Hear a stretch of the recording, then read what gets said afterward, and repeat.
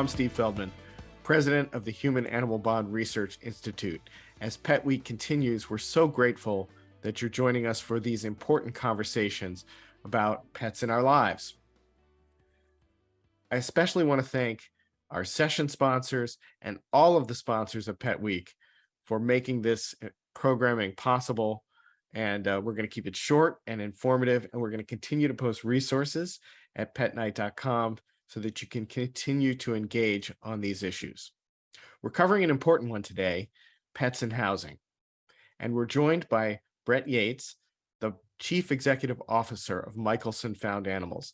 This is an organization founded by Dr. Gary Michelson to really tackle the toughest issues when it comes to animal welfare, including lowering shelter euthanasia rates, including spay-neuter, including microchipping.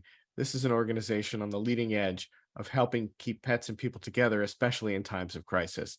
They are committed to the human-animal bond, which is why they're such a wonderful partner for HABRI and important sponsors for our Pet Week on Capitol Hill effort. Brett is a leader who has been engaged in all of the important issues that I just mentioned, including the formation of the Pet Inclusive Housing Initiative, PIHI for short. We always love those acronyms. The Pet Inclusive Housing Initiative is really working to tackle the tough issues of making sure that we have more pet-friendly housing. And Brett has an amazing and informative presentation for us today. And then I'm going to ask him some questions. If you have questions for us, you can type them on the petnight.com site, or if you're watching on the HABRI Facebook page, please feel free to put your questions into the comments and we'll answer those as best we can. So without further ado, it is my pleasure to welcome Brett Yates, Chief Executive Officer of Michelson Found Animals. Good afternoon, and welcome to the presentation on the Pet Inclusive Housing Initiative that is managed jointly by Michelson Found Animals and by HABRI.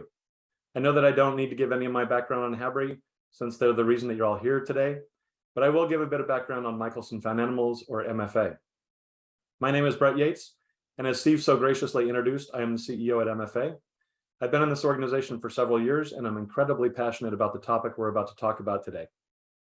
I won't spend any time talking through the breadth of what we do at MFA, but I encourage you to visit our website at www.foundanimals.org for more information, including to learn more about our amazing founders, Dr. Gary and Alia Michelson.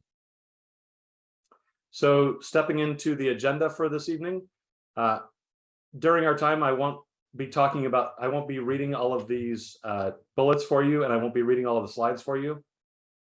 So I'm hoping that you're able to read through the slides while I'm talking so that we can digest a lot more information and we can take some steps toward resolving this national issue. When I do point out some of the facts on the screen, it's because they're important facts and I want to set the tone for the issue. So jumping into the mission, you'll see from this mission statement that our goal is to address the housing crisis for pets and their people, both within public and subsidized housing and within the multi-tenant housing space. As a result, you'll see that we're spending a lot of our time working with the national large owner operators of multi-tenant housing to adjust their policies. The most obvious of these is breed and size restrictions that are still employed by many operators in public and private housing. So talking through the importance of pet-friendly housing, you can see that I will immediately break my rule and talk through some of these bullets here that are critical to set the tone for this. 70% of US households own a single pet or own at least one pet. During the pandemic, more than 20% of households have added a pet.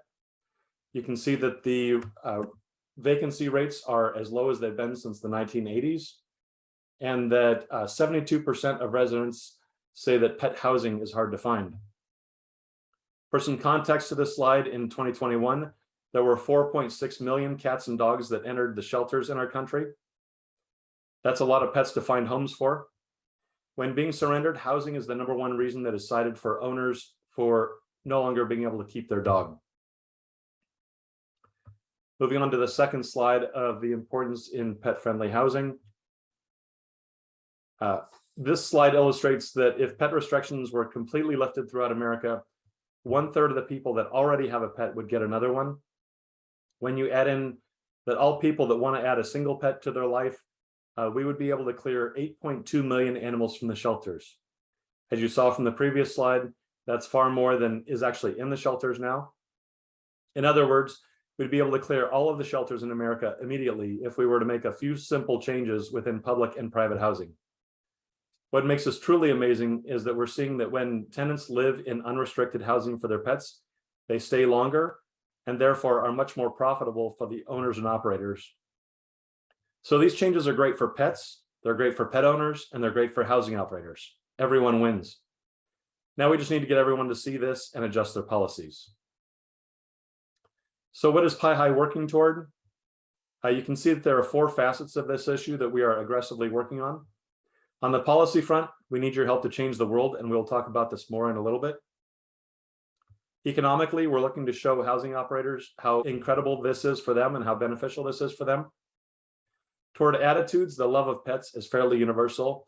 Most owner-operators are pet owners themselves that see their pets as family members.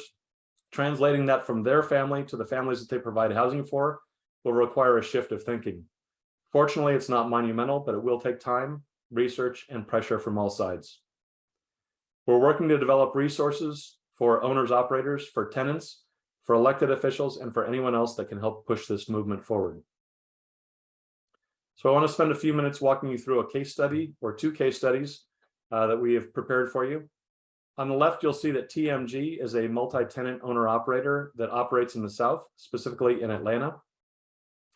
In this case, several years ago, they removed all of their pet restrictions on their properties, and as a result, their renewal rates on their apartments have increased to 80%. Just to put that in context, the typical industry standard is just north of 60%, so this is a dramatic shift. For property managers, turnover of units is one of the most expensive issues because often carpet, flooring, window coverings, and appliances need to be replaced. Having renters stay in their units adds to the bottom line in a significant way. What they also found is that the number of pets on the property increased by 30% because there were no longer penalties to having an additional pet or adding a new pet. Perhaps most importantly, the CEO cites that this is the fact that their communities are now much healthier, happier, and connected to one another.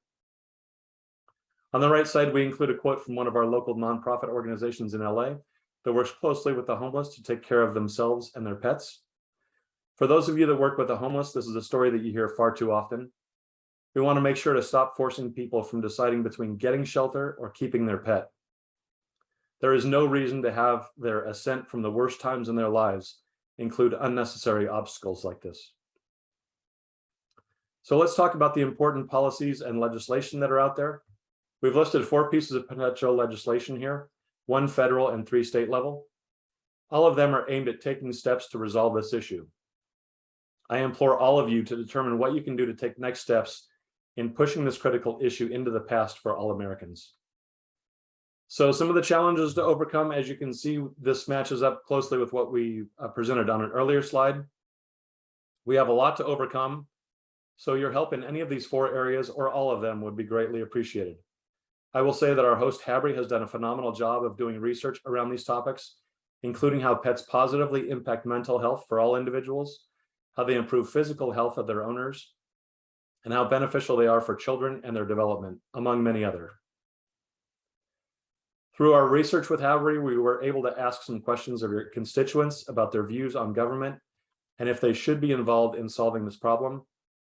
We thought it would be interesting for you to see this detail. As you can see, the majority of people feel that government should make it easier to own a pet without restrictions on housing. And even on the topic of whether housing operators should be limited or restricted, the majority still felt that there should be government involvement.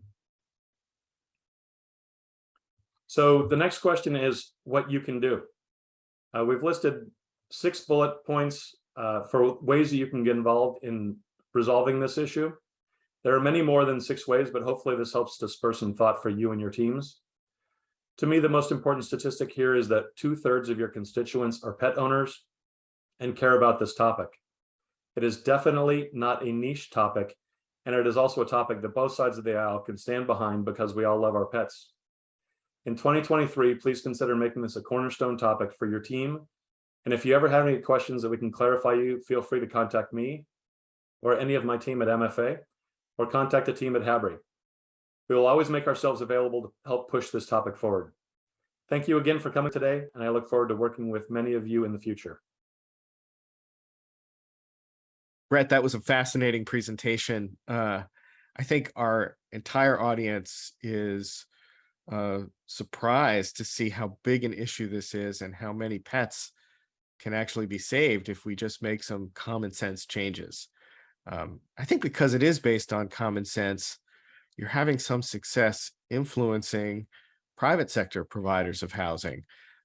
Tell us how you're doing that and what kind of reaction you're getting. So my team is highly engaged on both the public housing side and on the private housing side. They require really different tactics and skill sets. I have team members here from both sides today. On the private housing side, it is interesting that most of the operators of multi-tenant housing communities are far more ready to talk to us, understand the issue, understand the needs to make a change, and are willing to engage with us. The obstacles usually come in the form of people having a polar view that have experienced something negative in their careers, and they extrapolate that to be a much larger issue than it is. Through the data, we've seen that less than 2% of damage cases from pets actually gets to an insurance company, because in the vast majority of cases, the damages are small enough that they're paid for by the pet owner or are taken out of a deposit. As a side note, this percentage is much less than the damages caused by humans. You know, I thought it was fascinating that you said that there's common ground in the form of the human animal bond, that most providers of housing love pets just as much as anyone. And that, I think, forms a wonderful basis for helping address this issue. You know, another place that's pet friendly is Capitol Hill. There's so many pets that are able to come to the office on Capitol Hill. So we have a lot of pet lovers watching today. Can you reiterate? I know you shared some specific pieces of legislation. Can you just reiterate what members of Congress, what congressional offices can do to participate and help on this issue? Yeah, absolutely. So the reality here is that pets are now viewed as family members. You see this across America, and it's even more illustrative through the younger generations that view these animals as their kids. They will sacrifice, they will take all kinds of sacrifices in their life, and will spend money on these furry kids. And it may mean that they don't get to go out to dinner tonight, but they will take care of these animals. So I think what it really means for all of us is that we need to start viewing this as an opportunity within America where we can keep families together. We can enable these pets to have more position in the family. And we can do that through legislation. We can do that through policy. We can do that through a lot of the different mechanisms that we have at our fingertips. And people can find out about this at petsandhousing.org. We'll put a lot of this information on the petnight.com website also, so people can find it. Because we know we have a lot of folks who want to help. And pets are such a bipartisan issue. And they really do help bring people together. There are a lot of pet owners watching today with their furry children by their sides. If somebody's experiencing some of these challenges with housing or just wants to help on this issue, what can those folks do? So the resources are already out there for you to be a champion of this cause. If you or your team don't find exactly what you need when you do a quick search, let us know and we'll help you to find what you need to take the first steps. Then we can work together to resolve this systemic issue, make our community stronger, and clear the shelters, which will in turn save our government's funds that they can focus elsewhere. This is an extremely rare issue, in my opinion, where everyone benefits, and we need people to take the next steps with us. So you've been on Capitol Hill visiting with folks about this important issue, and there's many people who are working on this issue with you. So tell us how it's going when you're out there in the halls of Congress. Well, it's actually a really easy topic to talk about because most people have pets already. So all I have to do is tell me about your dog, tell me about your cat, and it changes the conversation. It's no longer about policy and about legislation, but it opens the door for them to be able to see that everyone is in the same boat, and 2/3 of America has pets, more than 2/3. So as we start talking through this, it's amazing how you see people light up and identify with it.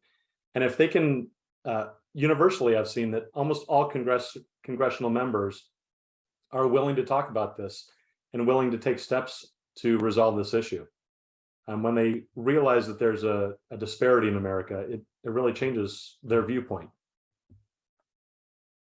Once again, thank you to Michelson Found Animals for sponsoring Pet Week on Capitol Hill. And thank you to Brett Yates, Chief Executive Officer of Michelson Found Animals, for sharing his thoughts with us today. Thanks to all of our sponsors for making these conversations possible. All of these sessions will be available on demand on the petnight.com website and the HABRI Facebook page. So I encourage you to share and watch as much as possible. And please tune in for our next session later this afternoon, a session featuring Representative Jason Crow talking about the POP Act. Thank you so much for joining us.